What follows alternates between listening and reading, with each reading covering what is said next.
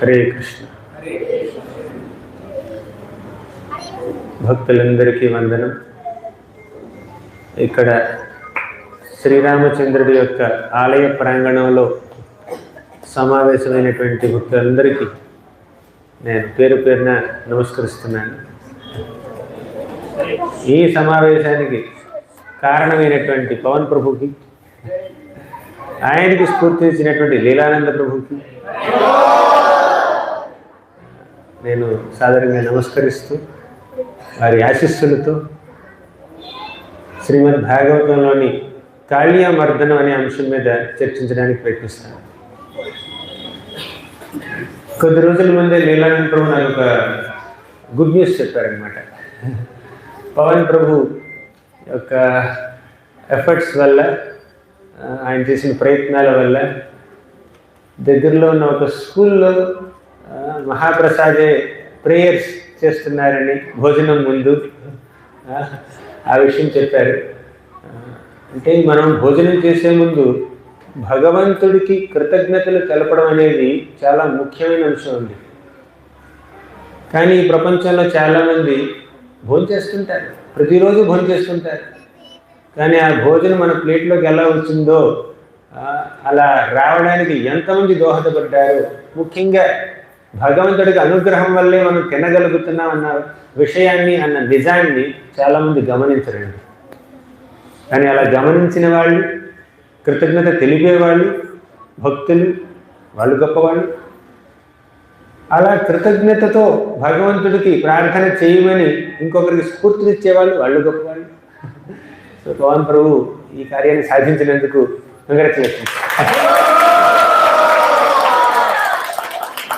అరే, భక్తులకి అభినందనలు తెలిపి, వారికి నమస్కరించి, వారి ఆశీస్సులు పొందితే మనం ఏ కార్యంలోనైనా సఫలీకృతం అవుతాం. ఇప్పుడు నేను ఒక గొప్ప కార్యాన్ని ఆరంభించబోతున్నాను. ఏమిటది? కాళీయమర్దన లీల గురించి చెప్పబోతున్నాను. నేనెవరినండి చెప్పడానికి? సుఖదేవ గోస్వామి శ్రీమద్ భాగవతం ఆయన చెప్పడం ప్రారంభించినప్పుడు ఏమన్నాడంటే, ఓ స్వామి, నేనేం మాట్లాడగలను, నాకంత శక్తి ఎక్కడుంది, నువ్వే నా నాలుక మీద కూర్చుని మాట్లాడించన్నాడు. సుఖదేవ గోస్వామి భగవంతుడిని ప్రార్థిస్తూ, నేను మాట్లాడినా, పాట పాడినా, ఏ పని చేసినా భగవంతుడి యొక్క ఆమోదం, ఆశీర్వాదం లేనిది ఏం చెయ్యలేని అంటున్నాడండి సుఖదేవ గోస్వామి. ఆయనే కాదు, ఎవరైనా కూడా భగవంతుడి యొక్క ఆమోదం, ఆశీర్వాదం లేనిదే మనం ఏ పని చేయలేం, తినలేం, తినాలి అరిగించుకోలేం. తినాలంటే దేవుడు కావాలి మనకి. ఈ భూమి మీద పండే ఆ నూకలు భగవంతుడే కదా మనకి ఇచ్చింది. తీరా తిన్న తర్వాత అరిగించుకోవాలన్న దేవుడే ఉండాలి. భగవద్గీతలో కృష్ణుడు ఉంటాడు తెలుసా? అహం వైశ్వానరో భూత్వా ప్రాణినాం దేహమాశ్రితః ప్రాణాపాన సమాయుక్తః పచామ్యన్నం చతుర్విధం. అహం వైశ్వానరో భూత్వా. వైశ్వానరం అనే అగ్ని ఉందండి కడుపులో, జఠరాగ్ని. ఆ అగ్ని కృష్ణుడే. తిన్న ఆహారాన్ని జీర్ణించుకోవాలన్నా మనం దేవుడి మీదే ఆధారపడాలి, దేవుడి మీదే ఆధారపడాలి. అంతేకాదండి, తిన్నటువంటి ఆహారం పండించాలన్నా, ఆ పంటకి కాస్త పోషణ రావాలన్నా భగవంతుడే. సరే, ఇప్పుడు ఆ భగవంతుడు బృందావనంలో ఒక 6 ఏళ్ల బిడ్డగా చేసినటువంటి ఒక లీలని మనం చర్చించుకుందాం. ఎంతో తీయగా ఉంటుందండి ఈ లీల, ఎంతో మధురంగా ఉంటుందండి ఈ లీల. అసలు కృష్ణుడి లీలలన్నీ మన మధురాలే. అథాన్యదపి కృష్ణస్య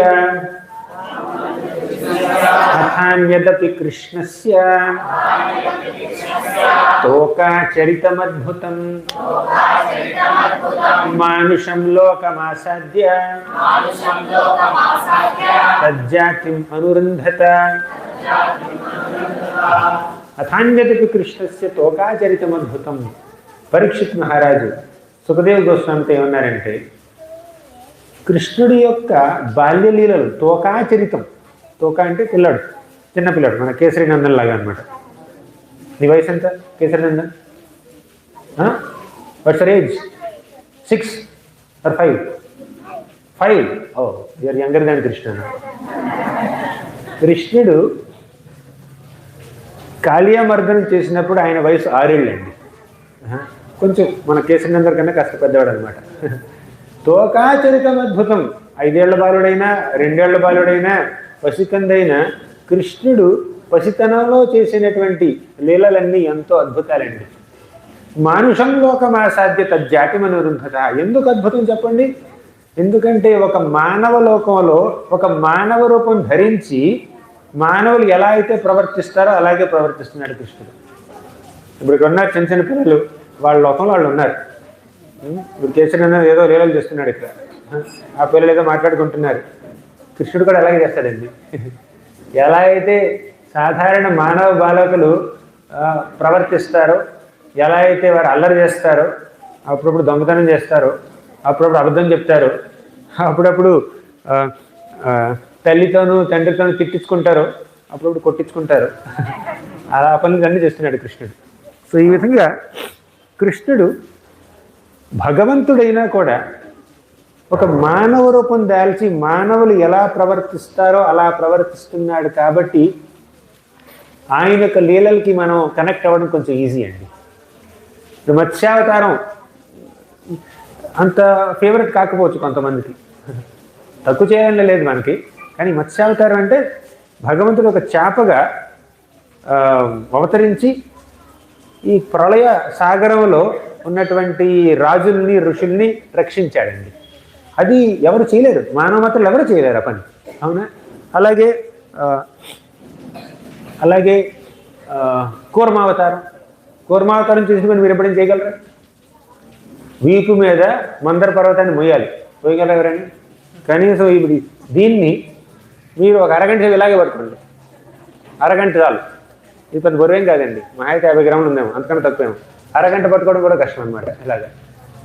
కానీ కూర్మావతారం తన వీపు మీద మందర పర్వతాన్ని మోసి అసలు వీపు మీద ఏగవలనట్టు కూడా లేదండి కూర్మావతారానికి.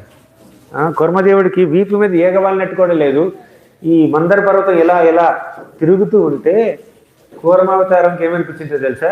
కూర్మదేవుడికి వెనకాల ఎవరో నివృత్తున్నట్టు అనిపించింది, వెనకాల ఎవరు జో కొడుతున్నట్టు అనిపించింది. పిల్లలు జో కొడితే నిద్రపోతారు కదా, అలాగా కూర్మావతారం కొంచెం నిద్ర వస్తుంది అనమాట, ఎవరు జో కొడుతున్నట్టు ఉందనమాట. ఇప్పుడు అది మనం ఇమిటేట్ చేయలేం. కానీ కృష్ణుడు ఒక మానవ రూపం ధరించి, శ్రీరామచంద్రుడు ఒక మానవ రూపంలో చేసినటువంటి లీలల్ని మానవ జాతి చక్కగా స్వీకరించవచ్చు, అర్థం చేసుకోవచ్చు, అవలంబించవచ్చు కూడా వారి యొక్క పాఠాలను. అది రామావతారానికి కృష్ణావతారానికి ఉన్నటువంటి ప్రత్యేకమైన మహత్వం. ఈ కృష్ణావతారం విషయానికి వస్తే శ్రీకృష్ణుడండి, ఆయన బాల్యలీలలు అపారంగా ఉన్నాయి. ఎన్నెన్నో అల్లరి పనులు చేసేవాడు. అల్లరి పనులతో పాటు తన యొక్క దైవత్వాన్ని కూడా చూపిస్తూ ఆయన కొంతమంది రాక్షసుల్ని సంహరించాడండి. కానీ రాక్షస సంహారం కృష్ణుడి యొక్క ధ్యేయం కాదు. కృష్ణుడికి రాక్షసుల్ని చంపడం అంటే ఇష్టం కాదండి. నాకు పిజ్జా ఇష్టం, నాకు దోశ ఇష్టం, నాకు ఇడ్లీ ఇష్టం, కృష్ణుడికి రాక్షసుల్ని చంపడం అంటే ఇష్టం. ఆయనకి చంపడం ఇష్టమే కాదు, విధి లేక తప్పక ఈ రాక్షసుల్ని చంపవలసి వస్తుంది ఆయనకి. కానీ ఆ రాక్షసుల్లో కాస్త పరివర్తన కలిగితే ఆయన చంపడండి. ఆయనకి కావాల్సింది ట్రాన్స్ఫర్మేషన్, డిస్ట్రక్షన్ కాదు. ఆయనకి కావాల్సింది మనలో పరివర్తన, మన మరణం కాదు. ఇప్పుడు కాళీయుడు అనే ఒక రాక్షస ప్రవృత్తి కలిగినటువంటి పాము పరివర్తన చెందాడండి. కృష్ణుడు కాళీయుని చంపలేదు, అఘాసురుని చంపాడు, బకాసురుని చంపాడు, వ్యోమాసురుని చంపాడు, కేశుని చంపాడు, ధేనుకాసురుని బలరాముడు చంపాడు. అలాగే ఎంతోమంది రాక్షసుల్ని కృష్ణుడు చంపాడు. కానీ కాళీయుని చంపలేదు. ఎందుకు? ఈ కాళీయుడు పరివర్తన చెందాడు, మంచివాడిగా మారాడు. మనం మంచిగా మారితే మనల్ని భగవంతుడు శిక్షించడండి, పొరపాట్లు చేస్తే క్షమిస్తాడు కూడా. కానీ క్షమాభిక్ష కోరకుండా చేసేటటువంటి పాపాలని విడిచిపెట్టకుండా ఇంకా రాక్షస ప్రవృత్తితో మెలిగేటటువంటి వ్యక్తుల్ని విధి లేక చంపవలసి వస్తుందండి శ్రీకృష్ణుడు. కానీ కాళీయుడిని మాత్రం చంపలేదు, పరివర్తన తీసుకొచ్చాడు. సరే, కథ ఎలా ప్రారంభమైందో తెలుసా? చాలా చక్కటి లీల. మన బృందావనంలో ఒకసారి చైతన్య మహాప్రభు బృందావనాన్ని సందర్శించడానికి వెళ్ళినప్పుడు అక్కడ 2 చిలుకలు ఉన్నాయండి. చిలుకలు సుఖ శారిక, ఒక మగ చిలుక ఒక ఆడచిలుక. మగ చిలుక పేరు సుఖ, ఆడచిలుక పేరు శారిక. ఈ మగ చిలుక కృష్ణుణ్ణి కీర్తిస్తుంది, ఆడచిలుక రాధారాణిని కీర్తిస్తుంది.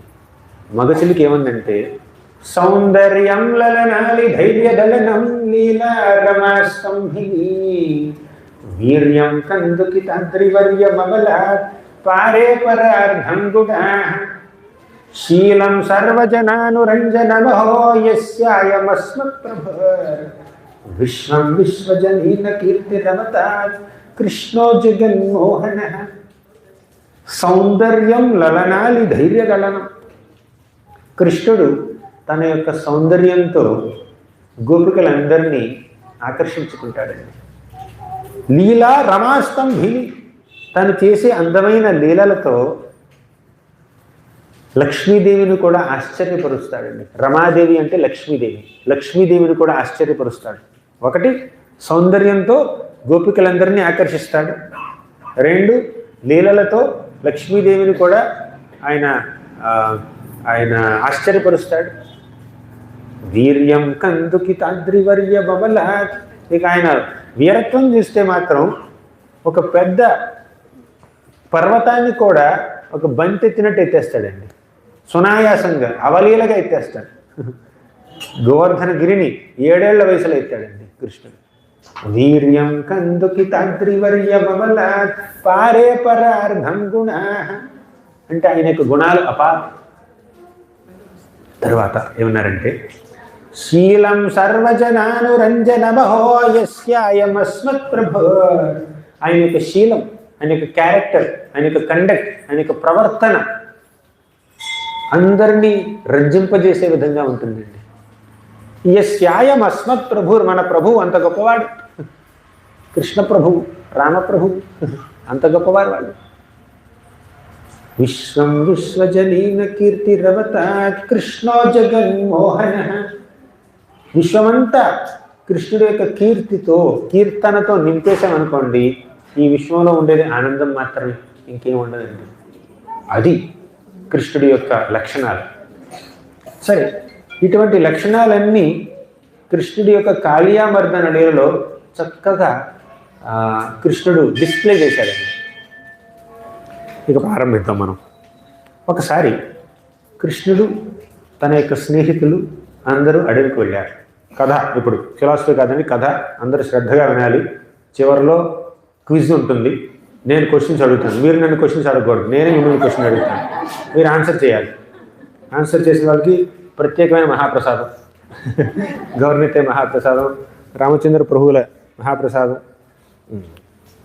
ఇప్పుడు ఏమన్నారంటే, ఒకసారి కృష్ణుడు తన యొక్క గోప బాలకులు, ఫ్రెండ్స్, ఆవులు దూడలు అన్నీ అందరూ కలిసి అలా బృందావనంలోకి వెళ్ళారండి.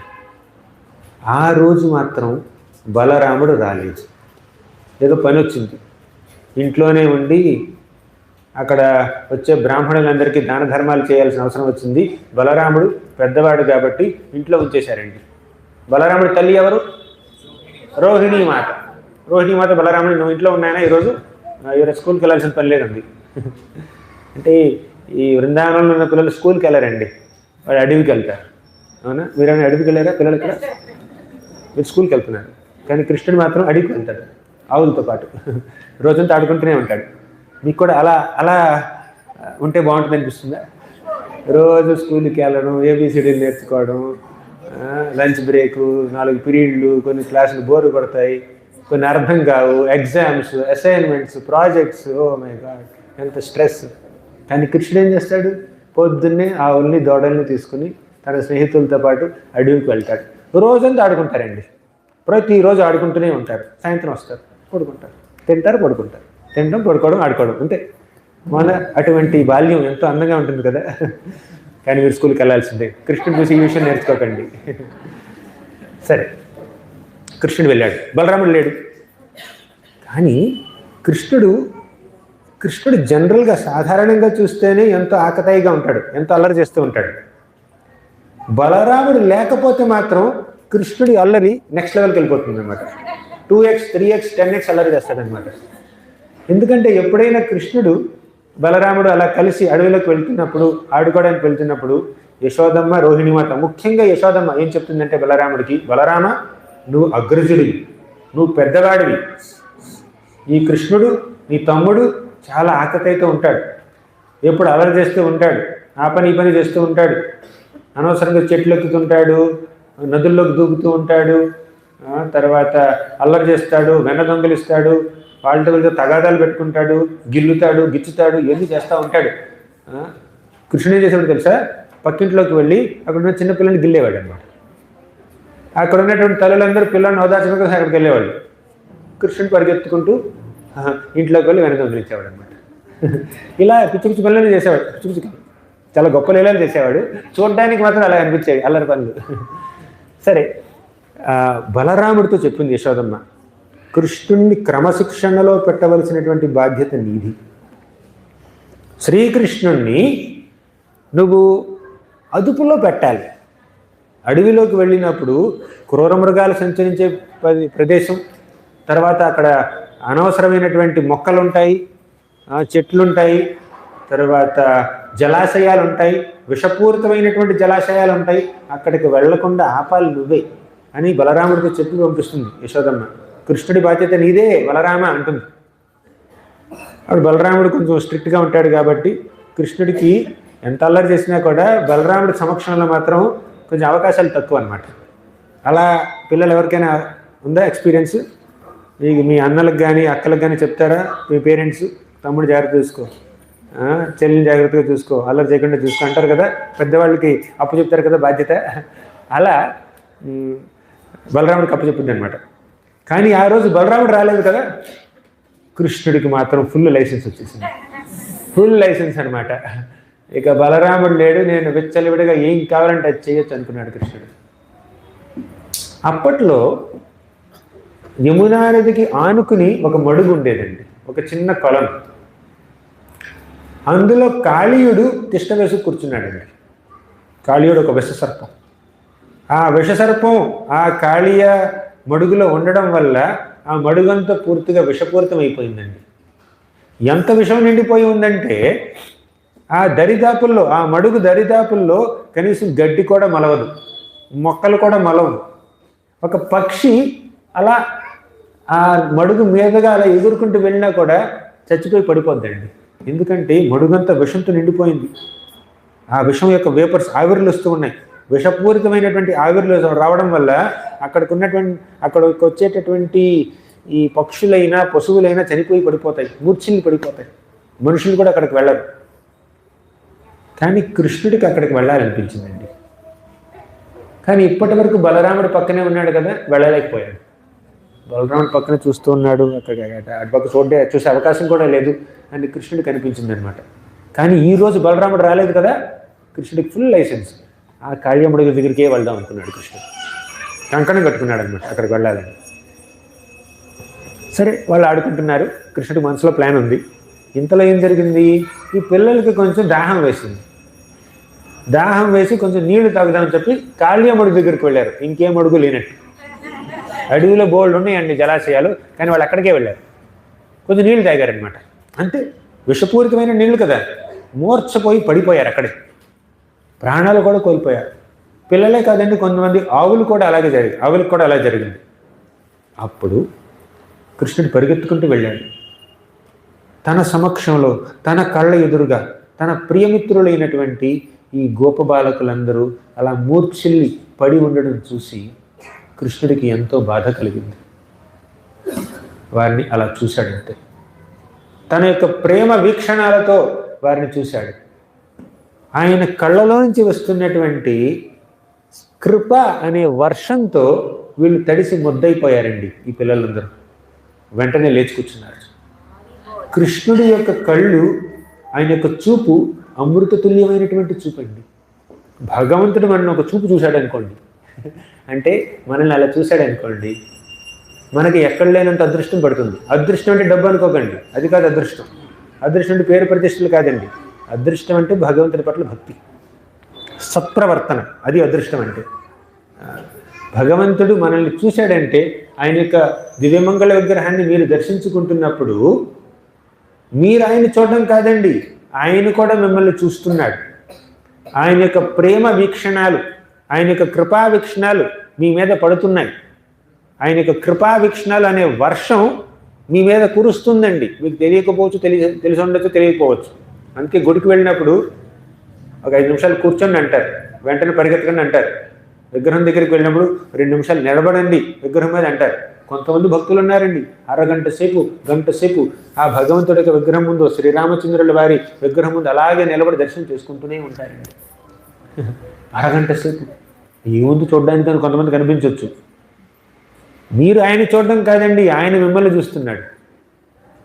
ఆయన మిమ్మల్ని చూస్తే ఆయన యొక్క ప్రేమ వీక్షణాలు మీ మీద ప్రసరిస్తే మీలో ఉన్నటువంటి మలినాలు పోతాయి. మన మనసులో బోల్డంత అంధకారం ఉంది, మన మనసులో బోల్డంత మలినం, ఈర్ష్య, కామం, ద్వేష, అసూయ, పగ ఇవన్నీ ఉన్నాయండి. ఇవన్నీ తొలగిపోవాలంటే భగవంతుడి యొక్క ప్రేమ వీక్షణాలు మన మీద పడాలి. దానికి మనం దర్శనం చేసుకోవాలి. ఇప్పుడు ఈ సందర్భానికి కాళియా లీల దగ్గరికి వస్తే ఈ పిల్లలందరూ ఉన్నారు కదా, మూర్ఛిల్లి పడిపోయారు, విషం తాగి పడిపోయారు, చచ్చిపోయారు ఇంకా చెప్పాలంటే. కానీ వాళ్ళు కృష్ణుడి యొక్క అమృతతుల్యమైన వీక్షణాలు వారి మీద పడగానే అంతే లేచి నిలబడ్డారు, కేరింతలు కొడుతున్నారు. కృష్ణ ఏం జరుగుతుందో తెలీదు, నీళ్ళు తాగడానికి వచ్చాం, పడిపోయాం, నువ్వు వచ్చావు, మళ్ళీ మేము లేచి కూర్చున్నాం అని చెప్పి కృష్ణుడికి నమస్కరించారు. వాళ్ళు కృష్ణుడిని ప్రోత్సహించారు. కృష్ణుడు ఏమన్నాడంటే, మరేం భయం లేదు, మీరు ఇక్కడే ఉండండి, ఇప్పుడు పని చేస్తాను చూడండి. కృష్ణుడు ఏం చేశాడంటే అక్కడే ఉన్నటువంటి ఒక కదంబ వృక్షం దగ్గరికి వెళ్ళాడు. ఆ కదంబ వృక్షాన్ని ఎక్కాడు. మీరు ఎప్పుడైనా చెట్లు ఎక్కారు పిల్లలు? ఇక్కడ చెట్లు ఎక్కి అలవాటు ఉందా ఎవరికైనా? చెట్లు ఎక్కరా? ఇప్పుడు నేను ఎక్కాను, నేను చాలా చెట్లు ఎక్కాను చిన్నప్పుడు. సో కృష్ణుడు చెట్టు ఎక్కాడండి. చెట్టు ఎక్కాడు 6 ఏళ్ల బాలుడు. అక్కడి నుంచి చెట్టు మీద నుంచి ఈ కాళీయ మడుగులకు దూకాడు. కొంతమంది స్విమ్మింగ్ పూల్లో దూకుతారు చూడండి, పైకి దూకుతారు, డైవింగ్ చేస్తారు కదా, అలా చేశాడు. అంటే మడుగు ఒడ్డు నుంచి కూడా దూకొచ్చు, కానీ కృష్ణుడు కొంచెం ఎఫెక్ట్ కావాలి కదా, ఎలివేషన్. కృష్ణుడు ఎంట్రీ ఇవ్వాలంటే కొంచెం ఒక ప్రొపగండా ఉండాలన్నమాట. కృష్ణుడు అక్కడ నుంచి కాళీయ మడుగులో దూకకుండా, ఒడ్డు నుంచి దూకకుండా చెట్టు ఎక్కి చెట్టు మీద నుంచి దూకాడు. అంత పై నుంచి దూకాడండి. అంటే కృష్ణుడు అప్పటికి 6 ఏళ్ల బాలుడే, చిన్న పిల్లాడు, అవునా? అయినా కూడా కృష్ణుడు కాళీయ మడుగులోకి దూకితే ఆ కాళీయ మడుగులో ఉన్నటువంటి నీరు 100 అడుగులు పైకి ఎగిరింది. ఎగిరి అలా చుట్టుపక్కల ఉన్నటువంటి ఆ ఒడ్డును మొత్తం నీళ్లతో నింపేసింది అనమాట, ప్రవహించింది. సరే కృష్ణుడు లోపలికి వెళ్ళి చక్కగా ఈత కొడుతున్నాడండి. ఈత కొడుతున్నాడు. తం ప్రేక్షణీయ సుకుమార ఘనవదతం క్రీడంతిమ ప్రతిభయం కమలోదరాంఘ్రిం. అంటే కృష్ణుడు క్రీడంతి, చక్కగా ఈత కొడుతున్నాడు. అప్రతిభయం, ఏ శత్రు భయం లేకుండా, ఎవరు నన్ను అడ్డగించలేరు, నన్ను ఎదుర్కొనే వాళ్ళే లేరు అని ఎంత ఫుల్ కాన్ఫిడెన్స్తో చక్కగా ఈత కొడుతున్నాడు. ఇప్పుడు 6 ఏళ్ల పిల్లాడు చెయ్యి ఇలా అంటే నీళ్ళల్లో ఎన్ని నీళ్ళు పైకి లేస్తాయి చెప్పండి? ఎంత ఎత్తు పైకి లేస్తాయి చెప్పండి? 2 సెంటీమీటర్ల, 2 ఇంచుల, 2 అడుగుల. కృష్ణుడు ఇలా చెయ్యి తిప్పుతుంటే ఈ మడుగు మొత్తాన్ని ఎవరో కవ్వం తీసుకుని చిలికినట్టుందనమాట. పూర్తిగా సముద్ర మంథనం చేసినట్టుందనమాట మడుగు మంథనం. కృష్ణుడు అలా ఈత కొడుతున్నాడు, ఈ నీళ్ళని పూర్తిగా అజిటేట్ చేస్తున్నాడు. అప్పుడు ఆ కాళీయ మడుగు లోపల ఉన్నటువంటి ఈ కాళీయ విషనాగు ఎవరికి అనిపించింది? కాళీయుడికి అనిపించింది, ఎవరో నా ప్రదేశంలోకి ప్రవేశించారు, నా సామ్రాజ్యంలోకి ప్రవేశించారు అని అనుకున్నాడు. ఇప్పుడు ఈ కాళీయుడి పరిస్థితి ఏమిటంటే, పెద్ద బ్యాక్గ్రౌండ్ ఉంది, ఫ్లాష్ బ్యాక్ టైం ఉంటే చెప్తాను, అక్కడి వరకు నేను వస్తానో లేదో తెలీదు. సరే, కాళీయుడు ఈ మడుగులో ఎందుకున్నాడు అంటే,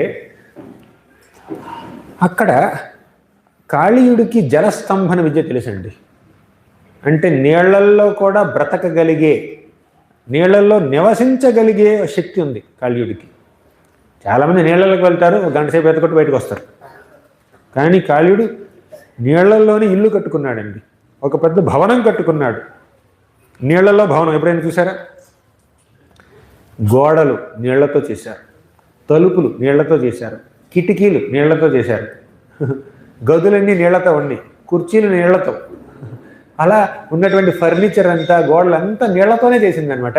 ఆ నీళ్లలో కాళీయుడు చక్కగా నిలబడుతున్నాడు. తన యొక్క ధర్మపత్నులతో, తన యొక్క భార్యలతో, పిల్లలతో నివసిస్తున్నాడు అనమాట కాళీయుడు. కాళీయుడు కనిపించింది, నా మడుగులోకి ఎవరు వచ్చారు అని చెప్పి వెంటనే బయటకు వచ్చాడు కాళీయుడు. కాళీయుడికి ఎన్నెన్నో పడగలండి, అందులో ప్రామినెంట్ పడగలు ఒక 1000 ఉన్నాయి.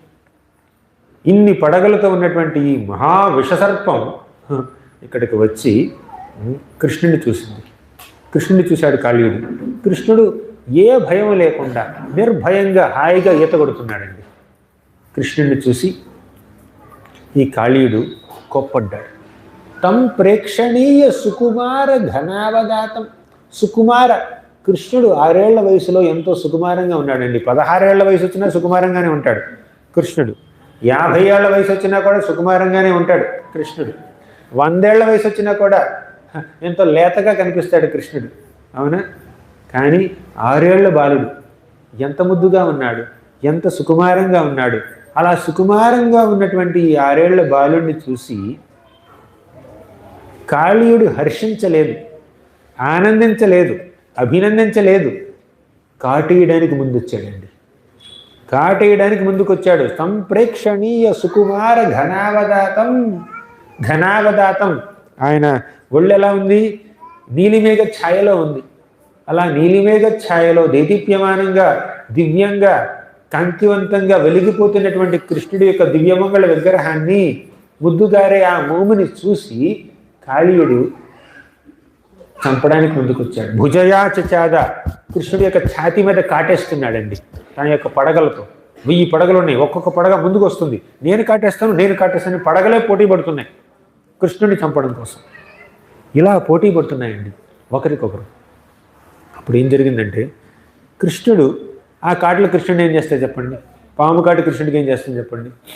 కృష్ణుడు కాళీయుడి నుంచి పారిపోతున్నాడు. కాళీయుడు నీళ్లల్లో కృష్ణుడిని చేజింగ్ చేస్తున్నాడు. మీరు చాలా చేజింగ్ సీన్లు చూసారా? దొంగడు పరిగెత్తున్నాడు, పోలీసుడు పరిగెత్తున్నాడు వెనకాల. నేల మీద చేజింగ్ సీన్లు చూసుంటారు, కానీ నీళ్లలో చేజింగ్ సీన్ అండి ఇది. కృష్ణుడు పారిపోతున్నాడు, 6 ఏళ్ల పిల్లాడు, చిన్న పిల్లాడు. కాళీయుడు 1000 పడగలతో నీళ్లల్లో కృష్ణుడిని అలా వెతుకుతూ పట్టుకోవడానికి ప్రయత్నిస్తూ ఉన్నాడు. కానీ కృష్ణుడు దొరకట్లేదు, అసలు చేతికి చిక్కట్లేదు కృష్ణుడు.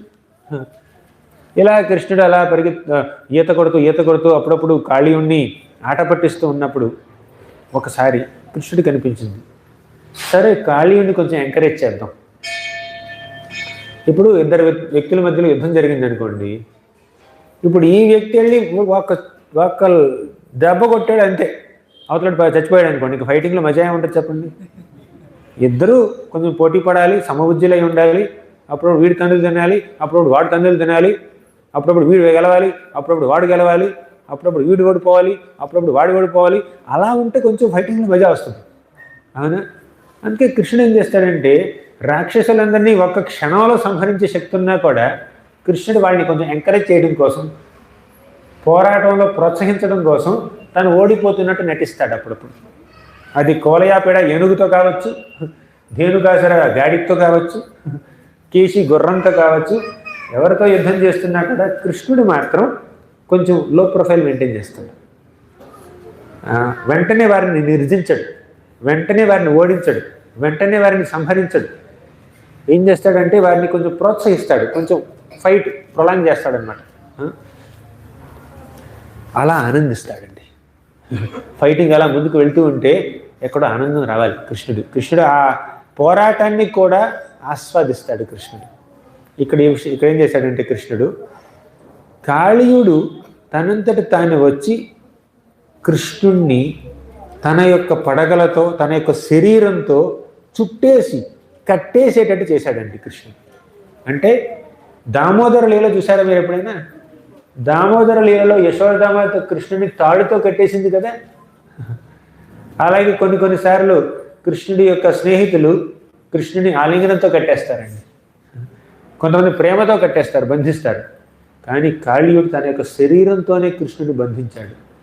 తన యొక్క తోకతో పూర్తిగా కృష్ణుడిని అల్లేసుకుని ఇలా ఇలా పూర్తిగా ఇప్పుడు ఇది ఉందనుకోండి, ఇలా ఇలా ఇలా ఇలా పూర్తిగా కృష్ణుడిని చుట్టేశాడు, పూర్తిగా అల్లేశాడు. అంటే ఆలింగనం చేసుకుంటున్నాడండి. ఇప్పుడు దేంతో చుట్టాడు? తన యొక్క తోకతో చుట్టాడు, తన యొక్క శరీరంతో చుట్టాడు. తన యొక్క శరీరంతో కృష్ణుడిని టైట్గా చుట్టి పట్టుకున్నాడంటే ఆలింగనం చేసుకుంటున్నాడు కదా, హగ్ చేసుకుంటున్నాడు కృష్ణుడిని కాళీయుడు. మీలో ఎవరైనా కృష్ణుడిని ఆలింగనం చేసుకున్నారా? ఆ అవకాశం మీకు దొరికిందా ఏనాడైనా? కృష్ణుని హగ్ చేసుకున్నారా మీరు ఏనాడైనా? అంత అవకాశం, అంత సద్భాగ్యం మనెవరికి కలగలేదు, కానీ కాళీయుడికి కలిగిందండి. ఇది భగవంతుడు కాళీయుడి మీద చూపించినటువంటి కృప. కాళీయుడిని తనని కౌగిలించుకునే విధంగా చేశాడు కృష్ణుడు. అలా ఎంతకాలం అండి?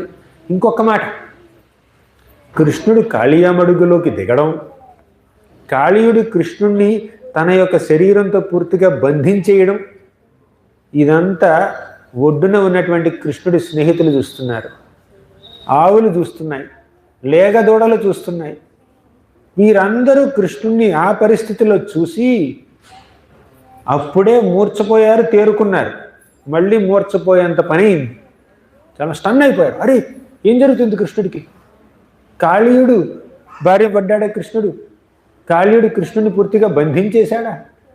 తర్వాత ఏం చేయబోతున్నాడా? కాటైపోతున్నాడా? చంపేయబోతున్నాడా? మా స్నేహితుడు 6 ఏళ్ల బాలుడు కృష్ణుడు, ఏం కావాలి కృష్ణుడు అని చెప్పి వీళ్ళందరూ ఎంతో ఆందోళన పడుతున్నారండి. భక్తుల్ని కావాలని ఆందోళనలో పడతాడు కృష్ణుడు. కాళీయుణ్ణి ఓడించి నిర్జించి సంహరించే శక్తి కృష్ణుడికి ఉన్నా కూడా సంహరించలేదు, ఓడించలేదు, ఏమీ చేయలేదు. ఏం చేశాడు కృష్ణుడు? తనని తాను బంధింపజేసుకున్నాడు. అంటే కాళీయుడు కృష్ణుణ్ణి బంధించే విధంగా అనుమతినిచ్చాడు కృష్ణుడు. ఎంతసేపు అండి? 1 నిమిషమా? 2 నిమిషాల? ఒక ముహూర్త కాలం పాటు కాళీయుడు తన యొక్క శరీరంతో కృష్ణుని ఇలా అరెస్ట్ చేసేసాడు, బంధించేశాడు పూర్తిగా. ఒక ముహూర్త కాలం. ముహూర్తం అంటే ఎంతో తెలుసా? 48 నిమిషాల పాటు. 48 నిమిషాల పాటు కృష్ణుని అలా బంధించేస్తే ఆ కృష్ణుడిని చూసి ఈ పిల్లలందరూ, ఈ ఆవులన్నీ ఎంతో బాధపడ్డాయి, ఏడుస్తున్నాయి, రోధిస్తున్నాయి. ఒక సందర్భంలో ఏంటంటే కంట్లో ఇంకా నీళ్లు మిగలలేదండి, కళ్ళల్లో నీళ్లు లేవు, ఇంకా అలా స్టన్ అయిపోయి డ్రైగా, కళ్ళంతా డ్రైగా అయిపోయి అలా అలా చూస్తూ నిలబడిపోయాయి అన్నమాట. నిర్ఘాంతపోయాయి ఆవులన్నీ. పిల్లలు కూడా ఏం చేయాలో అర్థం కాలేదు వాళ్ళకి. పక్కన బలరాముడు కూడా లేడు కృష్ణుడిని కాపాడడం కోసం. ఇలా కృష్ణుడు ఈ పరిస్థితిలో ఉన్నప్పుడు బృందావనంలో తమ తమ ఇళ్లల్లో ఉన్నటువంటి గోపికలు, పెద్దవాళ్ళు, వాళ్ళందరికీ కొన్ని అపశకునాలు కనిపించాయి. మగవాళ్ళకి నందగోపుడికి తన యొక్క ఎడమ చెయ్యి ఎదిరింది అనమాట, ఎడమ కన్ను ఎదిరింది. అలాగే యశోదమ్మకి ఇంకా ఎంతోమంది గోపికలకి కుడి కన్ను, కుడి చేయి ఎదరడం మొదలుపెట్టింది. అంటే హరే కృష్ణ. ఇప్పుడు మగవారికి చాలా బాగుంది. మగవారికి ఎడం కన్ను ఎదిరితే అశుభం అంటారు కొంతమంది, అలాగే ఆడవారికి కుడి కన్ను ఎదిరితే అశుభం అంటారు. అంటే ఏదో అశుభం వాటిల్లో పోతుంది, ఏదో కష్టం కలగబోతుంది, ఏదో ప్రాబ్లం వస్తుంది అని వీళ్ళకి అనిపిస్తుంది. వారి యొక్క శరీరాల్లో కొన్ని అపశకునాలను గమనిస్తున్నారు వాళ్ళు. కేవలం వారి శరీరాల్లోనే కాదండి, వాతావరణంలో కూడా ఎన్నో అపశకునాలు చూస్తున్నారు వాళ్ళు. ఏం జరుగుతుంది ఇప్పుడు? ఏమన్నా పెద్ద ఉపద్రవం రాబోతుందా అని వాళ్ళు అనుకుంటున్నారు, ఆదుర్ద పడుతున్నారు, ఆందోళన పడుతున్నారు. అప్పుడు ఏం జరిగిందంటే వీళ్ళందరి మనసులోనూ ఒకటే బాధ. ఏమిటా బాధ? కృష్ణుడికి ఏమైనా ఆపద కలిగిందా అని కీడుని సింగించారండి. ఇప్పుడు మీ ఎడం కన్నా ఎదిరింది అనుకోండి, మీకేమైనా కీడు జరుగుతుందో అని మీరు అనుకుంటారు, అవునా? మీ కుడి కన్నా ఎదిరింది అనుకోండి, మీకేమైనా మంచి జరగబోతుందని ఆనందిస్తారు మీరు. అలాగే మీకు ఎడం కన్నా ఎదిరింది అనుకోండి, మీకు మంచి జరుగుతుందని మీరు అనుకుంటారు. కుడి కన్నా ఎదిరితే ఓ ఏమైనా అశుభం జరుగుతుందా, ఏమైనా అమంగళప్రదం ఏమైనా జరుగుతుందా అని మీరు ఫీల్ అవుతారు. కానీ ఈ వ్రజవాసులందరూ మగవాళ్ళైనా ఆడవాళ్ళైనా స్త్రీలైనా పురుషులైనా వాళ్ళందరికీ ఏమైనా అపశకునాలు జరిగితే కనిపిస్తే కృష్ణుడికి ఏమైనా ఆపద కలిగిందేమో అనుకుంటారు వాళ్ళు. కృష్ణుడికి ఆపద కలిగిందని ఫీల్ అవుతూ ఉంటారండి. ఇది వారికి కృష్ణుడి పట్ల ఉన్నటువంటి ప్రేమ. కృష్ణుడి పట్ల ఒక్క క్షణం వియోగాన్ని కూడా భరించలేరు. ఒక శ్లోకం చెప్తాను, చెప్పండి మీరు కూడా. యస్య క్షణ వియోగేన లోకో హ్యప్రియదర్శనః ఉక్తేన రహితో హ్యేష మృతకః ప్రోచ్యతే యథా. యస్య క్షణ వియోగేన, కృష్ణుడి చూడకుండా ఒక్క క్షణం కూడా ఉండలేరండి ఈ వ్రజవాసులందరూ.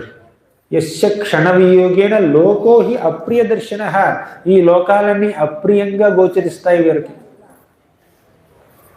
ఈ లోకాలన్నీ ఎందుకున్నాయి, ఈ లోకాలు ఎందుకు ఇక్కడ ఉన్నాయి, మేము ఎందుకు ఇన్ని కష్టాలు పడుతున్నాం, అసలు ఈ లోకం ఎందుకు నాశనం అయిపోలేదు అలా అనిపిస్తుంది అనమాట. లోకం అంతా శూన్యంగా అనిపిస్తుంది. శూన్యాయుతం జగత్ సర్వం గోవింద విరహేనమే. ఆ గోవిందుడి పట్ల విరహంతో భక్తులు ప్రపంచాన్ని ఒక శూన్యంగా చూస్తారండి. ఇది వారికి కలిగేటటువంటి అనుభూతి.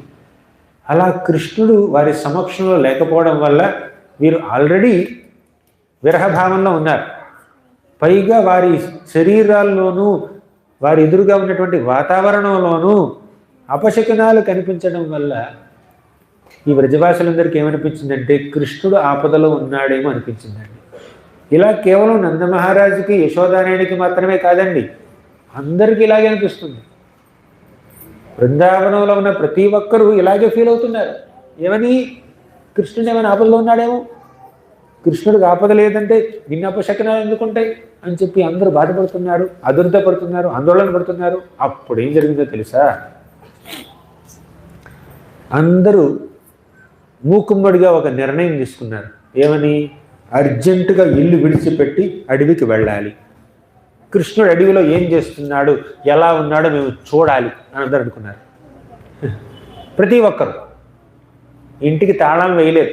ఎవరో అన్నం వండుతున్నారు ఇంట్లో, అది వార్చను కూడా వార్చలేదు, కిందకి దించను కూడా దించలేదు. అన్నం మాడిపోతే మాడిపోయి నేను పరిగెత్తుకుంటే అడవికి వెళ్ళాలి. కొంతమంది ఇంకేదో పనులు చేస్తున్నారు, పిండి రుబ్బుతున్నారో, లేకపోతే ఇంకేదో ఇల్లు అలుగుతున్నారో, లేకపోతే ముగ్గులు వేస్తున్నారు. కొంతమంది ఇంకేదో ఇంటింటి పనులు చేస్తున్నారు, పొలం పనులు చేస్తున్నారు.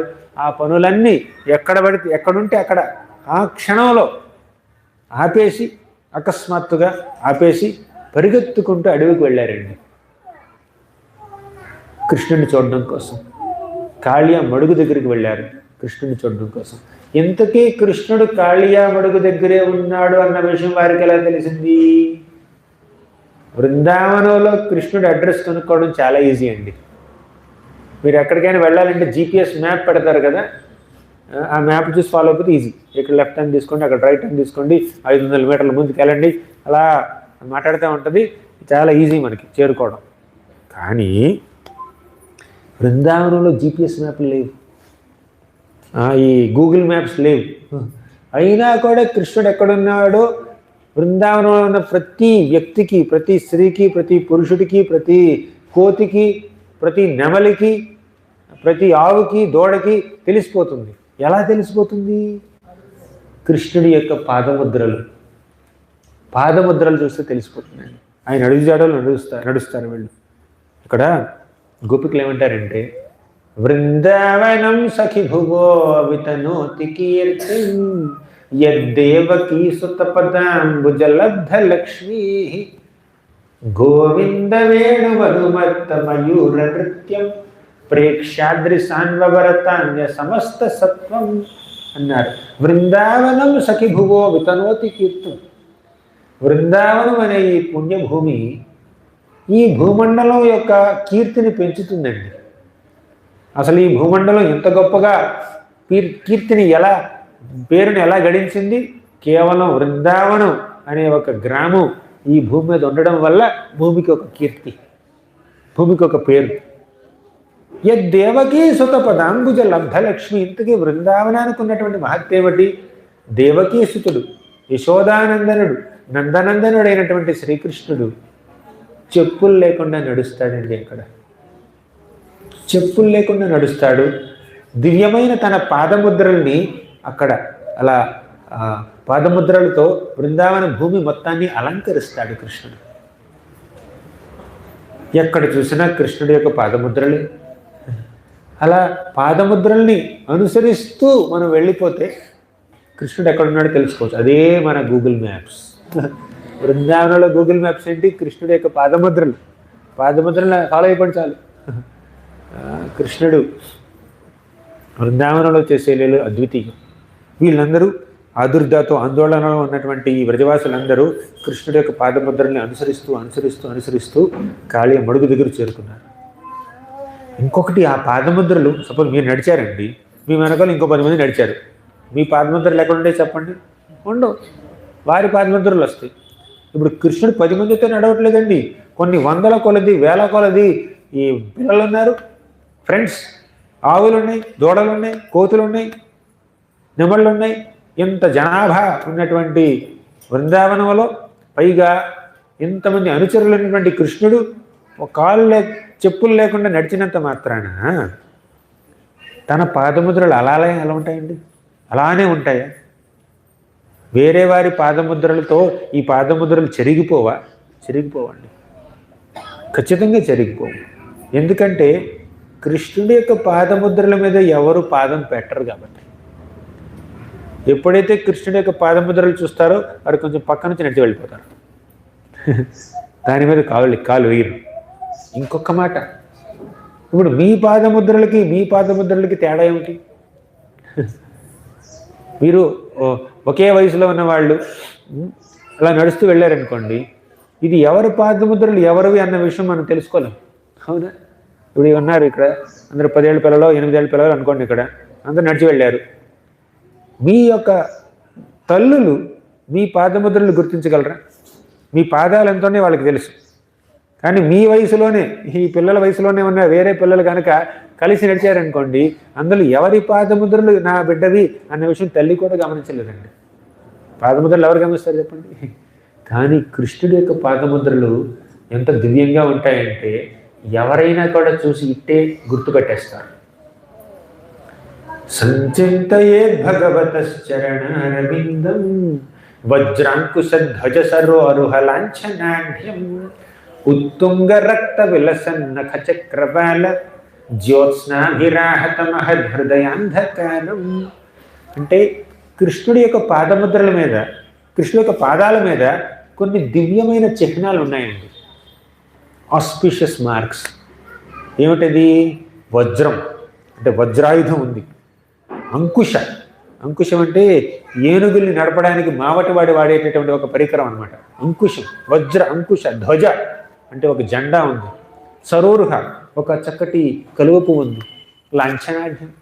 ఇలా కృష్ణుడి యొక్క పాదాల మీద 8 + 11 ఒక 19 దివ్యమైన ముద్రలు ఉన్నాయండి. అలా దివ్యమైనటువంటి ముద్రలు ఉన్నటువంటి కృష్ణుడి యొక్క పాదాలు, ఆ పాదాల యొక్క ముద్రలు చూసి ఎవ్వరూ వాటిని డిస్టర్బ్ చేయరండి, చెరపరండి. కాబట్టి కృష్ణుడు ఎక్కడున్నాడో తెలుసుకోవడం చాలా సులభం. పైగా కృష్ణుడు చెప్పులు కూడా వేసుకోడు. ఒకసారి యశోదమ్మంది, అయినా నువ్వు అడవికి వెళ్తున్నావు, కాస్త చెప్పులు వేసుకుని వెళ్తే బాగుంటుంది. ఎన్నో ముళ్ళు ఉండొచ్చు, రాళ్ళు ఉండొచ్చు, ఇంకేమైనా ఉండొచ్చు, చెప్పులు వేసుకుంటే తప్పకుండా వేసుకుంటానమ్మా, కానీ నా ఆవులన్నింటికి చెప్పులు కుట్టావా లేదా అన్నాడు కృష్ణుడు. ఆవులకి చెప్పులేంటి, ఆవులకి చెప్పులు అవసరం లేదంటే, లేదు, నా ఆవులు కనుక చెప్పులు వేసుకోకపోతే నేను కూడా చెప్పులు వేసుకో అన్నాడు కృష్ణుడు. అలా కృష్ణుడు ఒట్టికాళ్లతో నడుస్తాడండి బృందావనంలో. ఒట్టికాళ్లతో నడుస్తూ బృందావనం భూమి మీద తన యొక్క పాదముద్రల్ని అలంకరిస్తాడు కృష్ణుడు. ఇప్పుడు ఈ భూమి మీద, ఈ ప్రపంచంలో కృష్ణుణ్ణి అత్యంత సన్నిహితంగా చూసిన భక్తులు ఎవరండి? భక్తులందరిలో, కృష్ణుడి యొక్క భక్తులందరిలోకి కృష్ణుడి యొక్క సాంగత్యం ఎక్కువగా లభించిన భక్తులు ఎవరో తెలుసా నాకు? భూమాత. బ్రజవాసులకి 10 ఏళ్ల సాంగత్యం లభించింది. అలాగే మథురావాసులకి, ద్వారకావాసులకి, హస్తినాపుర వాసులకి వాళ్ళందరికీ వారి వారి కోట వచ్చిందనమాట. కానీ ఎక్కడున్నా కృష్ణుడు భూమాతకే కదా మ్యాక్సిమం సాంగత్యం లభించింది. 125 సంవత్సరాలు కృష్ణుడు భూమాత దగ్గరే ఉన్నాడు, భూమి మీదే ఉన్నాడు, భూమి మీదే నడుస్తున్నాడు. అంటే భూమాత శరీరం అంత పెద్దది కాబట్టి కృష్ణుడు భూమాత శరీరం మీదే తన పాదముద్రలు మోపుతూ నడుస్తున్నాడు కాబట్టి భూమాతకి అందరికన్నా ఎక్కువ సాంగత్యం లభించింది కృష్ణుడి యొక్క సాంగత్యం. సరే, భూమాత ఒకసారి ఏముందంటే కావాసహేత విరహం పురుషోత్తమస్య, చెప్పండి, కావాసహేత విరహం పురుషోత్తమస్య ప్రేమావలోక రుచిరస్మిత వల్గుజల్పైః స్థైర్యం సమానమహరన్ మధుమానినీన రోమోత్సవో మమయదంఘ్రి విటంకితాయ. రోమోత్సవం, రోమాలంటే వెంట్రుకలండి. రోమోత్సవం అంటే వెంట్రుకలు అలా లేచి నిలబడినటువంటి ఆ ఒక మూమెంట్, గూస్ బంప్స్ అంటారు కదా, అది గూస్ బంప్స్ అనమాట యశోద భూమాతకి. ఎప్పుడైతే కృష్ణుడు చెప్పులు లేకుండా తన మీద అలా నడుస్తున్నాడో అప్పుడు భూమాతకి గూస్ బంప్స్ వస్తున్నాయి. అంటే గూస్ బంప్స్ అంటే ఆవిడ వెంట్రుకలు అంటే ఏమిటండి, ఈ చెట్లు, ఈ గడ్డి అదనమాట. అంటే కృష్ణుడు ఉన్న సమయంలో భూమాత పచ్చగా ఉందండి, పచ్చగా ఉంది. అంటే ఎప్పుడు ఆనందంగా ఉంది, సుభిక్షంగా ఉంది భూమాత. కానీ కృష్ణుడు లేనప్పుడు ఆ సుభిక్షత అంతా కోల్పోయింది. సరే, ఇప్పుడు విషయం ఏమిటంటే కృష్ణుడిని వెతుక్కుంటూ తన పాదముద్రని అనుసరిస్తూ ఈ వృందావన వాసులందరూ కాళీయమడుగు ఒడ్డు మీదకి వచ్చారు. అప్పుడు కాళీయుడిని చూశారు. కాళీయుడు ఏం చేస్తున్నాడు, కృష్ణుడిని అరెస్ట్ చేశాడు అనమాట. పూర్తిగా ఇలా బంధించేశాడు కృష్ణుడిని కాళీయుడు. ఆలింగనం చేసుకున్నాడు. ఈ తంతంతా 48 నిమిషాల పాటు ఉంది. కొంతమంది ఆచార్యులు అంటారు కొన్ని గంటల పాటు ఇలా జరిగింది అంటారు. సరే, ఇప్పుడు కృష్ణుడిని ఆ పరిస్థితుల్లో చూసి వీళ్ళందరూ ఏమనుకున్నారు తెలుసా, ఆబాల వృద్ధ వనిత, పిల్లలైనా పెద్దవాళ్ళైనా పురుషులైనా స్త్రీలైనా అందరూ పూర్తిగా ఏడుస్తున్నారు, ఏం చేయాలో పాలుపోవట్లేదు. కొంతమంది అయితే కాళీయమడుగులోకి దూకడానికి ప్రయత్నిస్తున్నారండి, దూకేస్తున్నారు. నందమహారాజు ముఖ్యంగా దూకడానికి వెళ్తున్నాడు. వెంటనే బలరాముడు వాళ్ళని పట్టుకుని వెనక్కి లాగాడు. మీరు వెళ్ళొద్దు, నీళ్ళన్నీ విషపూరితమైపోయి ఉన్నాయి, మీరు వెళ్ళొద్దు అని అన్నాడు. బలరాముడు అందరినీ ఓదారుస్తున్నాడు. యశోదమాత రోధిస్తుంది. బిడ్డని పాము ఆలింగనం చేసుకుంటే తల్లికి ఎలా ఉంటుందండి చెప్పండి. కానీ యశోదమాత అటువంటి పరిస్థితి చూడవలసి వచ్చింది. 48 నిమిషాల పాటు చూడవలసి వచ్చిందండి యశోదమాతకి. ఎంతో బాధపడుతుంది.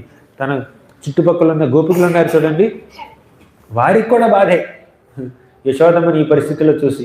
యశోదమ్మని ఓదార్చడానికి వెళ్ళారు వాళ్ళు, కానీ ఏం జరిగింది, ఓదార్చలేకపోయారు. ఎందుకంటే వారికి కూడా బాధే కదా. ఇప్పుడు మీరే బాధపడుతుంటే ఇంకా బాధపడి ఇంకొక వ్యక్తిని మీరు ఎలా ఓదారుస్తారు చెప్పండి, కుదరదు, కష్టం, అవునా? మీరే బాధపడుతున్నారు. అలాగే ఈ గోపికలు కూడా యశోదమ్మని ఓదార్చడానికి ముందుకు వచ్చారు, కానీ ఓదార్చలేకపోయారు. కానీ ఏం చేశారు తెలుసా, కృష్ణుడి యొక్క లీలల్ని గుణాలని స్మరిస్తూ ఆవిడ కాస్త ఉపశమనాన్ని కలిగించడానికి ప్రయత్నించారు. కానీ ఉపశమనం ఎక్కడండి, అందరు కలిసి కూర్చుని ఏడుస్తున్నారు. నందమహారాజు బాధపడుతున్నాడు, ఆబాల వృద్ధ వనిత అందరూ. అప్పుడు కృష్ణుడు కనిపించింది. నేను గనక ఇంకొక క్షణకాలం పాటు ఈ కాళీయుడి యొక్క బంధనలో ఉంటే ఏం జరుగుతుందో తెలుసా, ఈ వ్రజవాసులందరూ ప్రాణాలు కోల్పోతారు. వ్రజవాసులందరూ ప్రాణాలే కోల్పోతారు. నా మీద ప్రేమతో, నా పట్ల విరహంతో వారికి ఏం చేయాలో పాలుపోక వారు ప్రాణాలు కోల్పోతారు. కాబట్టి నేను ఏదో ఒక యాక్షన్ తీసుకోవాలని చెప్పి కృష్ణుడు ఏం చేశాడు తెలుసా, కాళీయుడు ఇలా బంధించాడు కదా కృష్ణుడిని, లోపల కృష్ణుడు తన యొక్క శరీరం యొక్క సైజు లైట్గా పెంచుతున్నాడు అనమాట. కనపడే విధంగా కాదు, అలా అలా పెరుగుతుంది సైజ్, బాడీ అలా పెరుగుతూ ఉంది. అప్పుడు కాళీయుడికి పట్టుకోవడం కష్టమైంది. మీరు ఇలా గట్టిగా పట్టుకున్నారండి, లోపలికి మైక్ ఎక్స్పాండ్ అయిపోతుంది అనుకోండి, పెద్దదైపోతుంది అనుకోండి, మీరు ఇక పట్టుకొని ప్రయత్నిస్తున్నారు, మీ చేతిలో ఉండట్లా, పడేశారు. అలా కృష్ణుడు తన యొక్క శరీరాన్ని పెద్దదిగా చేస్తున్నటువంటి ఈ క్రమంలో ఈ కాళీయుడి యొక్క పట్టు సడలింది. కాళీయుడు పట్టుకోలేకపోయాడు కృష్ణుడిని, అంతే విడిచిపెట్టేశాడు. అప్పుడు కృష్ణుడు ఏం చేశాడు, విడిచిపెట్టినటువంటి కాళీయుడిని, కాళీయుడు విడిచిపెట్టాడని చెప్పి కృష్ణుడు నీటిలో మునిగిపోలేదు, ఎగిరి గంతేసి కాళీయుడి నెత్తి మీద కూర్చున్నాడు, పడగల మీద నిలబడ్డాడనమాట. నిలబడ్డం కాదండి, నాట్యం చేస్తున్నాడు కృష్ణుడు. ఏ పడగైతే కృష్ణుడికి మోకరిల్లట్లేదో, వందనం చేయట్లేదో, ఆ పడగ మీద ఎగిరి గంతేసి అక్కడ నిలబడుతున్నాడు, ల్యాండ్ అవుతున్నాడు అనమాట. ఆ కృష్ణుడి యొక్క శరీరం యొక్క బరువుకి ఆ పడగ ఇలా కిందకు వచ్చేస్తుంది. కృష్ణుడి యొక్క శరీరం 6 ఏళ్ల బాలుడే అయినా కూడా తన యొక్క శరీరం ఎంత బరువుగా ఉంటుందంటే కాళీయుడి పడగల మీద అది ఏదో పెద్ద ఒక క్రేన్ ఎత్తినట్టు, కొండనెత్తినట్టు ఉంది కాళీయుడికి. కాళీయుడు పూర్తిగా తనలో ఉన్నటువంటి విషయాన్ని కక్కడం మొదలుపెట్టాడు అనమాట. ఏ పడగైతే కృష్ణుడి ముందు తల వంచట్లేదో ఆ పడగ మీదే కృష్ణుడు ఎగురుతాడనమాట. కృష్ణుడు నాట్యం చేస్తున్నప్పుడు అన్ని పడగలు, కాళీయుడి యొక్క అన్ని పడగలు, ఇతర పడగలు కృష్ణుడిని కాటేయడానికి వస్తున్నాయి. అలా ముందుకు వస్తున్న పడగ మీద కృష్ణుడు మళ్ళీ ఎగురుతాడు. అక్కడ మళ్ళీ నాట్యం చేస్తాడు, ఇక్కడ నాట్యం చేస్తాడు, అక్కడ నాట్యం చేస్తాడు. నాట్యం అంటే ఈ కాళ్ళతో అదుముతున్నాడు, తొక్కేస్తున్నాడు కాళీయుడిని. అలా తొక్కేస్తున్నటువంటి ఈ కాళీయుడి యొక్క శరీరం కానీ మనసు కానీ పూర్తిగా అలిసిపోయిందండి. కృష్ణుడు నాట్యం ఎలా చేస్తున్నాడండి, కాళీయుడి పడగల మీద చేస్తున్నాడు. పడగల మీద నాట్యం అంటే ఎలా ఉంటుందో తెలుసా? ఇప్పుడు ఒక పాము యొక్క శరీరం ఎంతో చల్లగా ఉంటుంది, ఎంతో మెత్తగా ఉంటుంది, ఎంతో జారుడుగా ఉంటుంది, అవునా? అటువంటి జారిపోయేటటువంటి స్టేజ్ మీద నాట్యం చేయడం కష్టం.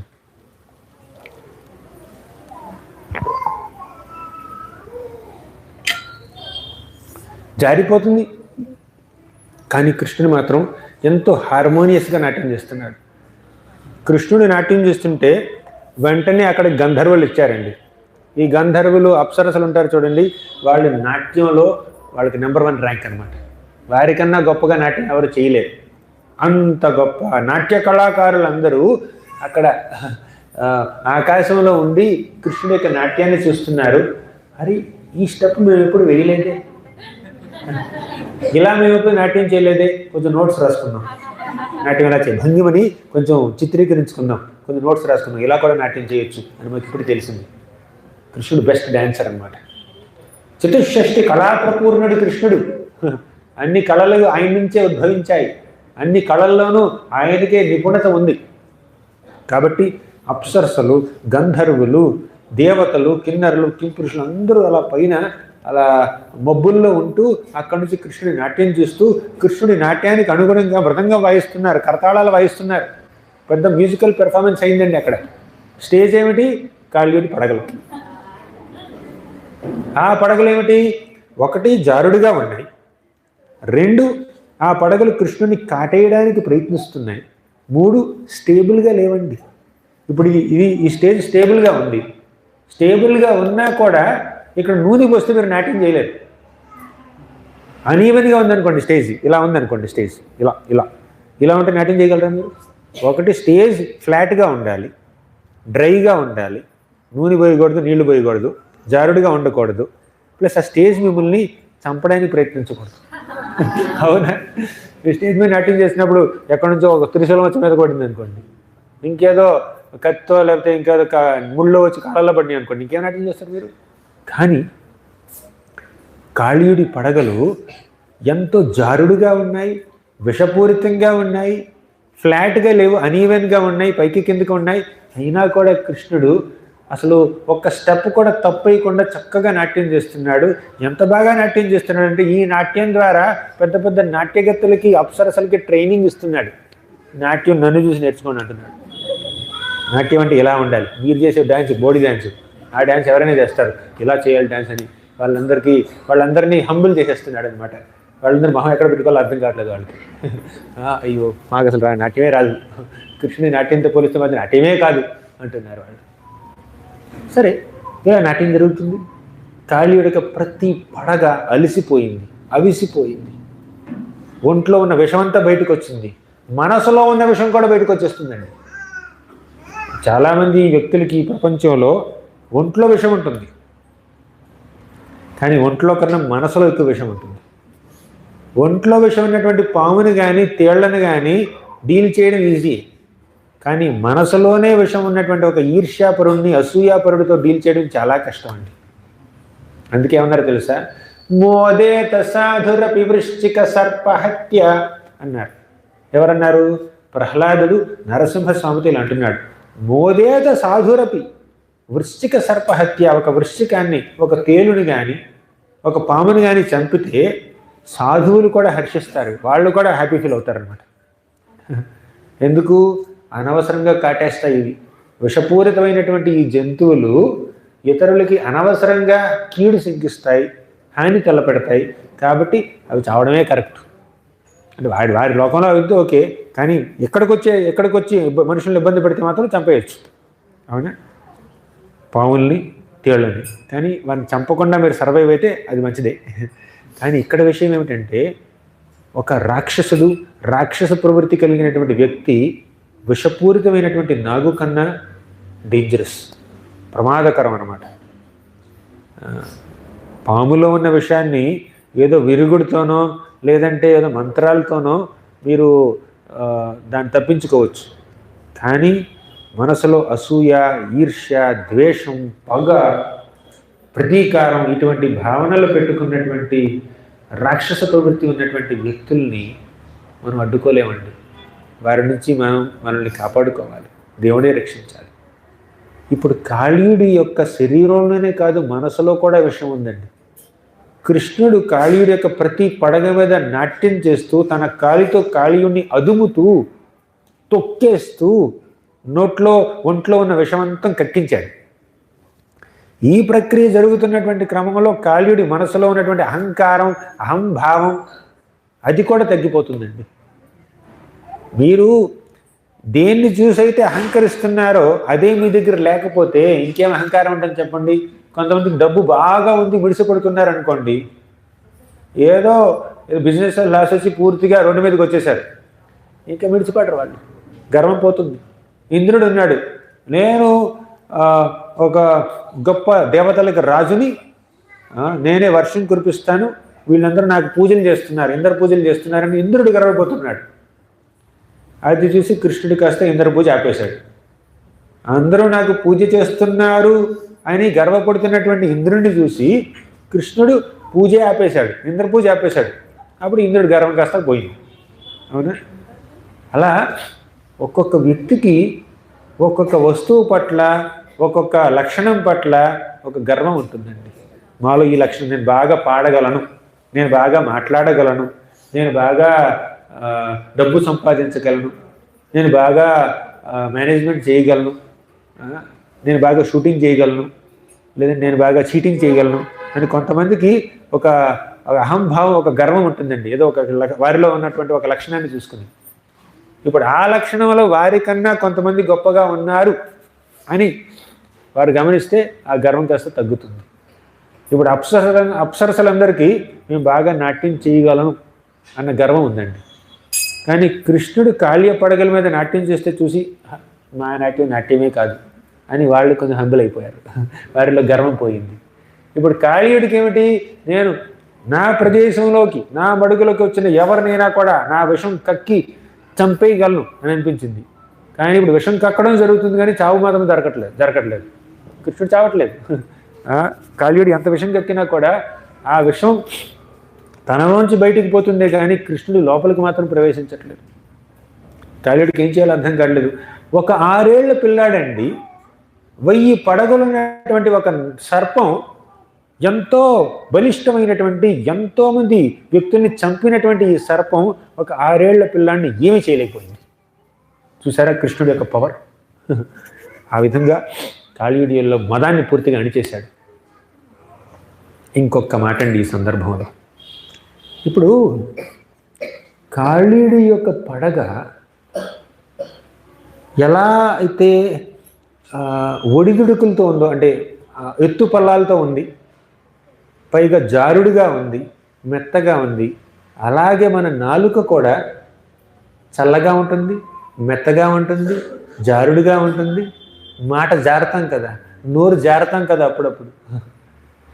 కానీ కృష్ణుడు కాళీయుడి యొక్క పడగల మీద నాట్యం చేసినప్పుడు కాళీయుడి యొక్క మదం అణిగిపోయింది. అలాగే కృష్ణుడి యొక్క నామం మన నాలుక మీద నాట్యం చేస్తున్నప్పుడు మన మదం కూడా అణిగిపోతుంది.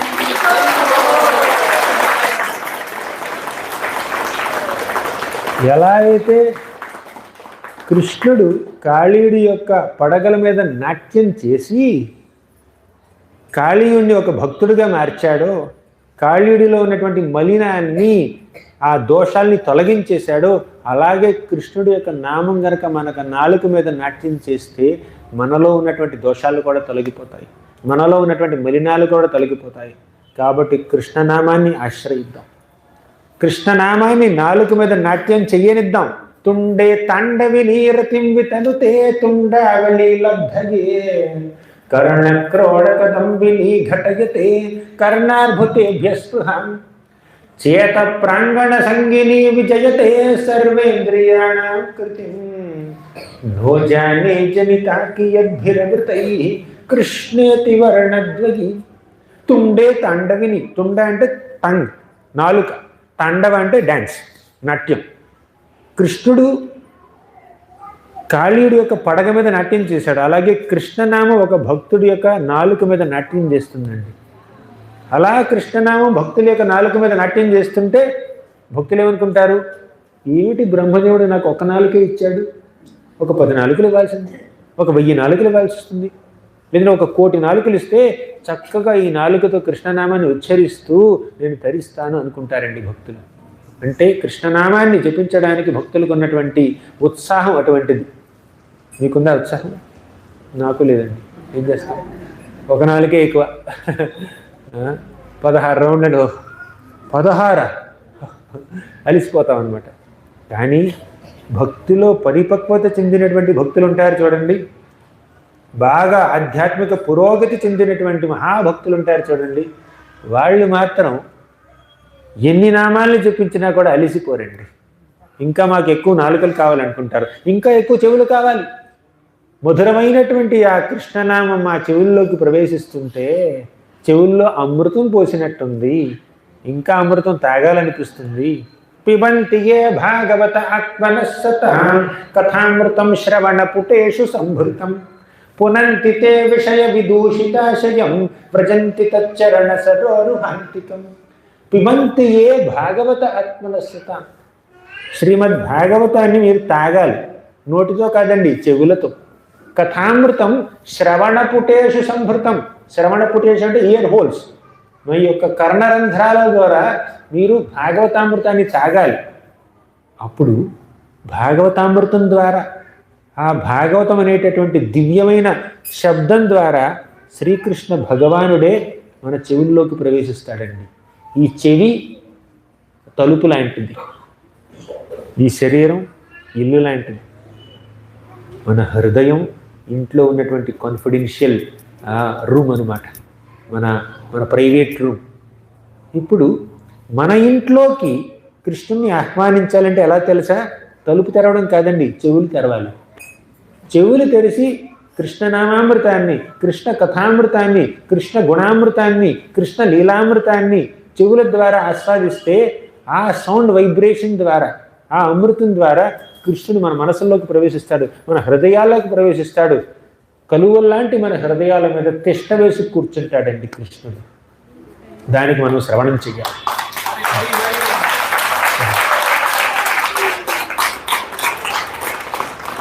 శ్రవణం చేస్తే మనం కృష్ణుడిని మన జీవితాల్లోకి ఆహ్వానించుకుంటున్నట్టు.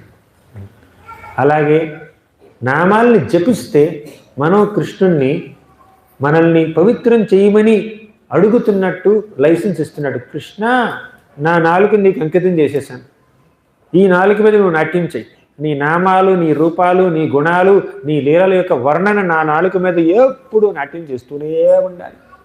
సాజి వామృత వర్షిణి ప్రతిపదం యా స్తౌతి నారాయణం యత్కృష్ణ ప్రణిపాత ధూళిధరణం తద్వర్ష్మ తద్వైశిరా తే నేత్రే తమసోజ్జితే సురుచిరే యాభ్యాం హరిర్దృశ్యతే సా బుద్ధిర్విమలేందు శంఖధవళ యా మాధవధ్యాయిని సాజిహ్వామృత వర్షిణి ప్రతిపదం యా స్తౌతి నారాయణం యత్ కృష్ణ ప్రణిపాత ధూళి ధవళం.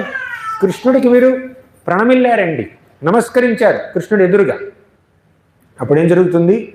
ఆయన యొక్క పాదాలకు ఉన్నటువంటి ధూళి మీ తలకు అంటుకుంటుంది. ఏ శిరస్సు అయితే కృష్ణుడి పాదాల ధూళిని తాకి పవిత్రమైందో అదే నిజమైన శిరస్సు. మీకు అనిపించవచ్చు నాకు శిరస్సు ఉందని. ఆ శిరస్సు మీద కృష్ణుడి యొక్క పాదధూళి లేకపోతే అది శిరస్సే కాదు. నేను అనట్లేదండి మాట, ఈ శ్లోకం అంటుంది. యత్ కృష్ణ ప్రణిపాత ధూళి ధవళం తద్వర్ష్మ తద్వై శిరః. తద్వై శిరః, అదే శిరస్సు. మిగిలిన శిరస్సులు కాదు. భగవంతుడికి నమస్కరించినటువంటి శిరస్సు, భగవంతుడి ఎదురుగా ప్రణామం చేయనటువంటి శిరస్సే కాదు. తద్వర్ష్మ తద్వై శిరః తే నేత్రే తమసోభితే సురుచిరేయాభ్యాభరిర్దృశ్యతే. నేత్రాలు ఏ కళ్ళైతే ఆ శ్రీకృష్ణుడి యొక్క, ఆ శ్రీరామచంద్రుడి యొక్క, ఆ హరి యొక్క దివ్యమంగళ విగ్రహాన్ని చూస్తున్నాయో అవే నిజమైన కళ్ళు. కళ్ళు భగవంతుడిని చూడకపోతే ఆ కళ్ళు కళ్ళే కాదండి. ఒకసారి శ్రీమతి రాధారాణి ఏమందంటే, అక్షణ్వతాం ఫలమిదం నపరం విదామః. అంటే నా కళ్ళకున్నటువంటి జాబ్ ప్రొఫైల్ ఏమిటి తెలుసా? కేవలం కృష్ణుని చూడడం మాత్రమే. కృష్ణుడిని చూడకపోతే ఈ కళ్ళు దేనికండి? ఎందుకు ఈ కళ్ళు? ఉండేదేమో లాభం? సినిమా పోస్టర్లు చూడడానిక, లేదంటే బిల్ బోర్డ్స్ చూడడానిక, లేకపోతే ఇంకేదో ఈ సృష్టిలో ఉన్నటువంటి తాత్కాలిక అందాలని చూడడానిక ఈ కళ్ళున్నది? కళ్ళున్నది కేవలం కృష్ణుడి యొక్క దివ్యమంగళ విగ్రహాన్ని చూడడానికి. అక్షణ్వతాం ఫలమిదం నపరం విదామః అని అంటున్నారు. సరే, ఈ శ్లోకానికి వస్తే, నేత్రాలు ఉన్నది కేవలం భగవంతుని దర్శించడం కోసం. ఈ శ్లోకం చెప్తుంటే నాకు వేరే శ్లోకం గుర్తొస్తుందండి. ఈ శ్లోకం అర్థం కంప్లీట్ చేయకుండా నేను వేరే శ్లోకానికి వెళ్తున్నాను, మళ్ళీ ఇక్కడికి వస్తాను, మర్చిపోతే మీరే గుర్తు చేయాలి.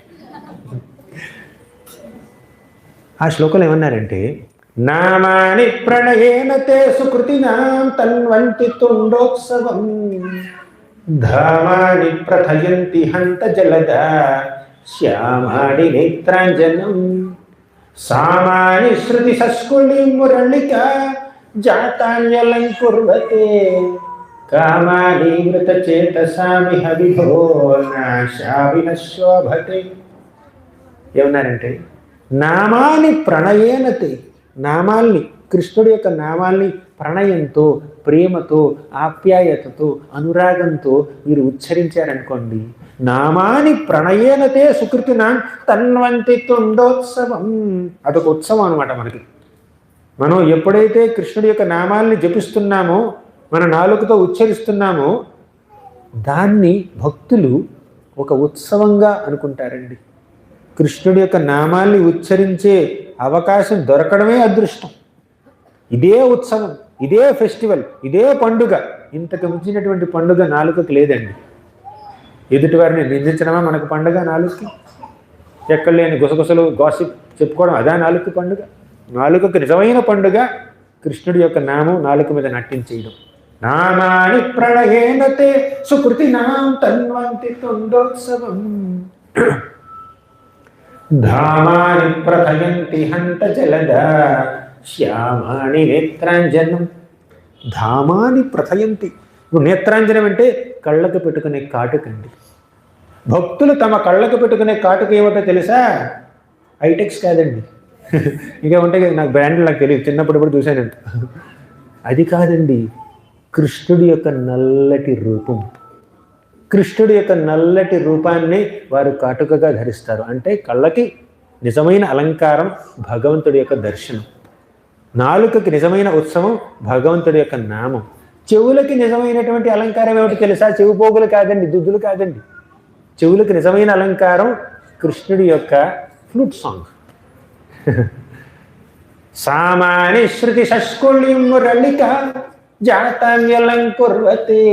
నిజమైన అలంకారం ఏమిటంటే మన చెవులకు నిజమైన అలంకారం భగవంతుడి యొక్క నామం, భగవంతుడి యొక్క కీర్తన, భగవంతుడి యొక్క గుణగణాలని వర్ణించడం, వాటి యొక్క వర్ణన కృష్ణుడి యొక్క వేణుగానం. అప్పుడు మన ఇతర కోరికలన్నీ తొలగిపోతాయి. సరే, వెనక్కి వస్తే మన ముకుందమాల స్తోత్రంలో ఇంకో శ్లోకం చెప్పాను కదా, పద్యావళి శ్లోకం. ముకుందమాల స్తోత్రానికి వస్తే అందులో తే నేత్రే తమసోజ్జితేషు రుచిరేయాభ్యాంభరిదృశ్యతే సా బుద్ధిర్విమలేందు శంఖధవళ యా మాధవధ్యాయిని. సా బుద్ధిర్, ఏ బుద్ధి అయితే ఆ మాధవుణ్ణి ఆయన యొక్క గుణగణాలని గురించి ధ్యానిస్తుందో, విశ్లేషిస్తుందో, ఆ బుద్ధే నిజమైన బుద్ధి. మీ బుద్ధిని ఎదుటివారిని కష్టపెట్టడానికి వాడకండి. మీ యొక్క బుద్ధిని ఈ ప్రపంచంలో డబ్బు ఎలా సంపాదించాలి, పేరు ప్రతిష్టలు ఎలా సంపాదించాలి, దానికి మాత్రమే వినియోగించకండి. అసలు బుద్ధి యొక్క నిజమైన వినియోగం ఏమిటో తెలుసా? భగవంతుడి యొక్క తత్వాన్ని, లీలల్ని అర్థం చేసుకోవడం, ఆయన యొక్క అవతరణ గురించి అర్థం చేసుకోవడం, ఆయన అవతార పరమార్థాలని తెలుసుకోవడం. అలా తెలుసుకుంటే ఏం జరుగుతుంది? భగవంతుని చేరుకుంటారు. నేనున్నది మాట కృష్ణుడే అన్నాడు, జన్మకర్మచమే దివ్యం ఏవం యోవేతి తత్వతః. ఎవరైతే నా తత్వాన్ని తెలుసుకుంటారో, నా యొక్క జన్మరహస్యాన్ని తెలుసుకుంటారో, నా యొక్క అవతార పరమార్థాన్ని తెలుసుకుంటారో, నా యొక్క లీలల యొక్క తత్వాన్ని తెలుసుకుంటారో, వారు నన్నే చేరుకుంటారు అని కృష్ణుడు ప్రమాణం చేశాడండి. త్యక్త్వా దేహం పునర్జన్మ ఇతి. శరీరాన్ని విడిచిపెట్టిన తర్వాత మళ్ళీ ఇంకొక జన్మ ఎత్తవలసినటువంటి అవసరం లేదు. మామేతి సోర్జన, వారు నన్నే చేరుకుంటారంటున్నాడు కృష్ణుడు. ఇదండి. సా బుద్ధిర్విమలేందు శంఖధవళ యా మాధవధ్యాయిని సా జిహ్వామృత వర్షిణీం ప్రతిపదం యా స్తౌతి నారాయణం. ఏ జిహ్వ అయితే మాట్లాడే ప్రతి పదంలోనూ అమృతాన్ని వర్షిస్తుందో, మాట్లాడే ప్రతి పదంలో అమృతాన్ని వర్షించడం అంటే ఏమిటి తెలుసా? నోట్లో నుంచి అమృతం కారణం కాదు. ఇక్కడ నోట్లో నుంచి అమృతతుల్యమైనటువంటి భగవంతుడి యొక్క నామం పలకాలి, ఆయన యొక్క రూపాన్ని వర్ణించాలి, ఆయన యొక్క లీలల్ని వర్ణించాలి. దేవుడి గురించి 4 మాటలు మాట్లాడితే అప్పుడు మీ నాలుగు అమృతాన్ని వర్షించడం అన్నమాట. సాజిహ్వామృత వర్షిణి ప్రతిపదం యా స్తౌతి నారాయణం. నారాయణుని స్తుతించామనుకోండి, ఆ స్తుతే అమృత వర్షం. ఇప్పుడు కాళీయుడి దగ్గరికి వద్దాం. కాళీయుడు టైం ఎంత అయిందండి? టైం 12:30. ఓకే. సో ఈ కాళీయుడు పూర్తిగా అలిసిపోయాడు, పోరాటం చేయలేకపోయాడు. కృష్ణుడి యొక్క పాదముద్రలు కాళీయుడి యొక్క ప్రతి పడగ మీద పూర్తిగా ఇంప్రింట్ అయిపోయాయి అన్నమాట, ప్రెస్ అయిపోయాయి. గట్టిగా అదిమాడు కదా, ఒక మౌళ్ళగా తయారయ్యాయి అన్నమాట. జంతికలు వేస్తారు కదా మీరు, మౌళ్ళలో పెట్టి శనగపిండిని పెట్టి ఇలా జంతికలు వేస్తారు చూడండి. ఇప్పుడు ఆ అచ్చు ఎలా ఉందో అలాగే బయటకు వస్తాయి కదా, అలాగే కృష్ణుడి యొక్క పాదముద్రలు పూర్తిగా అచ్చేసినట్టు అయిపోయింది అనమాట. ప్రతి పడగ మీద ఉన్నాయి కృష్ణుడి యొక్క పాదముద్రలు, అచ్చులు. సరే, ఇక కాళీయుడు ఇంక పోరాడలేకపోయాడు, చావడానికి సిద్ధంగా ఉన్నాడు. నెక్స్ట్ స్టెప్ చావే. ఆ టైంలో వచ్చారండి, క్లైమాక్స్లో వచ్చారు. ఎవరు వచ్చారు? కాళీయుడి యొక్క భార్యలు.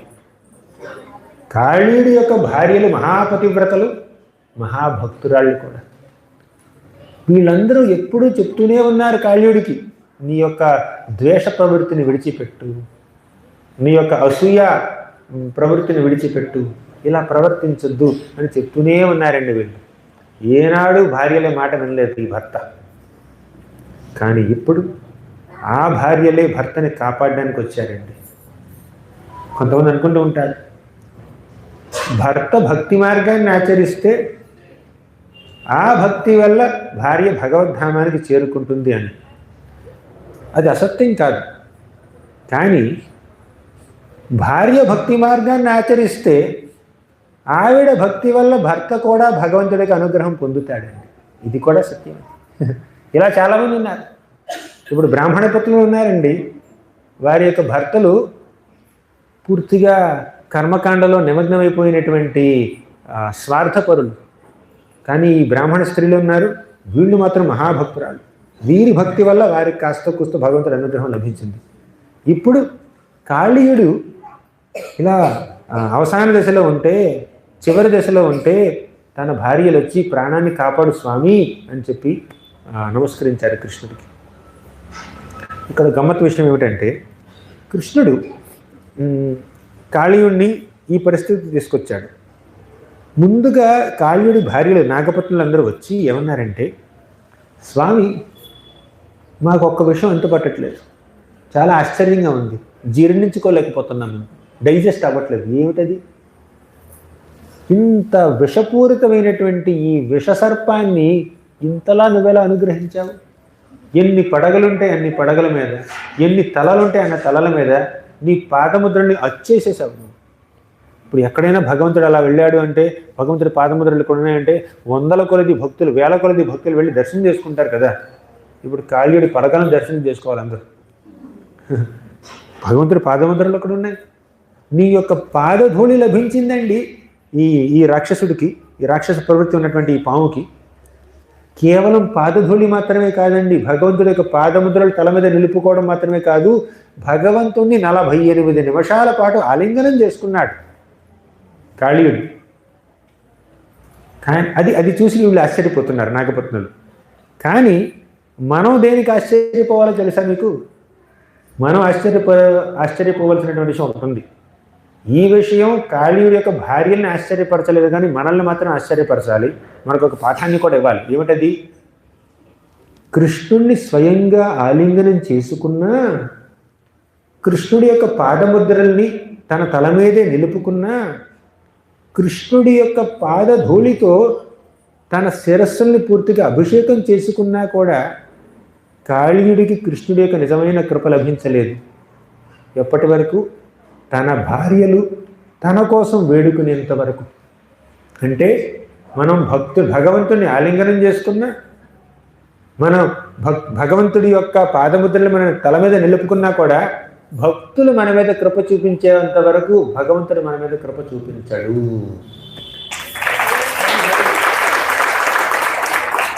భక్తుల కృపలేనిదే భగవంతుడిని మనం పొందలేము. కృష్ణుడు ఇప్పటి వరకు కాళీయుడిని శిక్షించాడు, కానీ ఇప్పుడు రక్షిస్తున్నాడు. ఇప్పుడు ఎందుకు రక్షిస్తున్నాడు? కాళీయుడి యొక్క పత్నులు వచ్చారు కదా, మహాభక్తురాళ్ళైనటువంటి ఈ నాగపత్నులు వచ్చి కృష్ణుని స్తుతించడం వల్ల కృష్ణుడు కాళీయుడి మీద కాస్త దయ చూపించాడు. లేకపోతే నెక్స్ట్ స్టెప్ చాలు.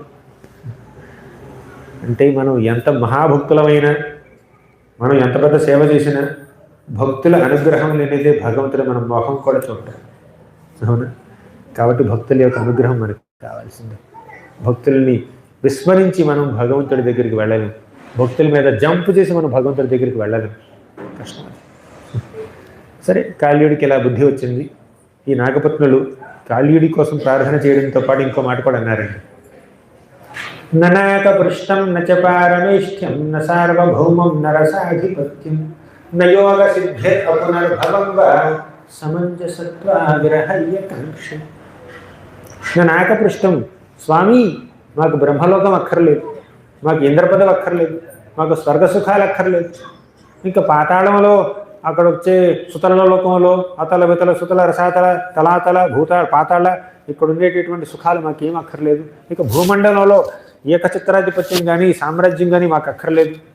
మాకు కావలసింది కేవలం నీ యొక్క పాదపద్మాల పట్ల భక్తి మాత్రమే, ఇంకేం అక్కర్లేదు అని వీళ్ళు వేడుకున్నారు.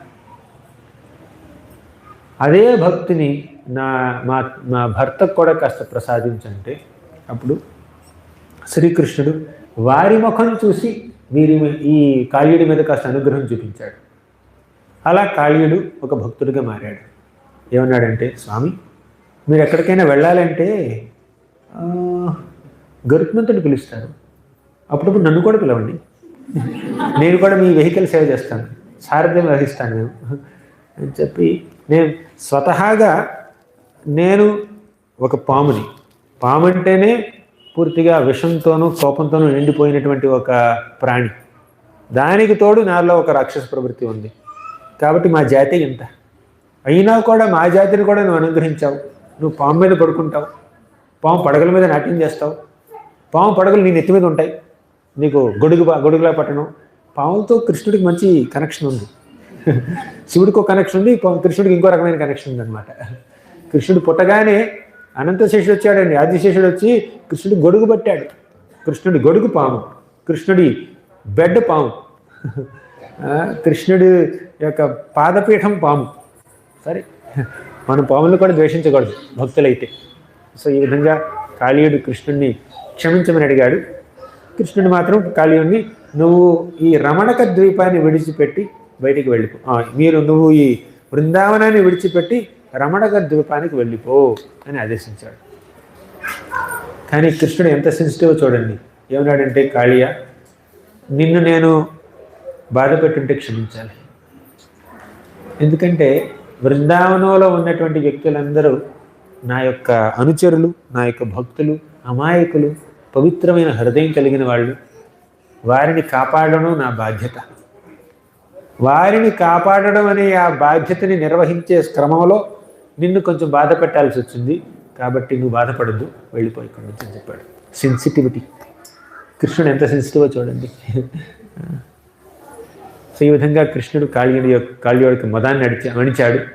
ఈ కృష్ణుడి యొక్క కాళీయమర్దనం అనే లీలని భాగవతంలో 10వ స్కందంలో 16వ అధ్యాయంలో చక్కగా వర్ణించారు సుఖదేవ గోస్వామి వారు. దాని ఆధారంగా మనం ఇప్పుడు చెప్పుకున్నాం.